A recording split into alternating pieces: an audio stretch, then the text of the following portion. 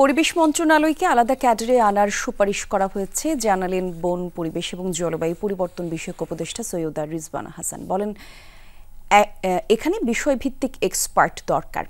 আর সকালে ঢাকা বিশ্ববিদ্যালয়ের সিনেট হলে বাংলাদেশ ইনস্টিটিউট অফ প্ল্যানার্সের আন্তর্জাতিক সম্মেলনে এসব কথা বলেছেন তিনি। উপদেষ্টা বলেন, দেশের বনগুলো পর্যটকদের ভারে কাহিল, সুন্দরবনে কারখানা স্থাপনের সিদ্ধান্ত আত্মঘাতী বলে মন্তব্য করেন তিনি। এখন থেকে পাহাড় কাটার ঘটনায় শ্রমিকদের নয়, মালিকদের গ্রেফতারের নির্দেশ দেওয়া হয়েছে। শিল্প উপদেষ্টা আদিলুর রহমান বলেন, সবগুলো মন্ত্রণালয় এবং দপ্তরের মধ্যে সমন্বয় করে কাজ করা গেলে পরিবেশ রক্ষা পাবে।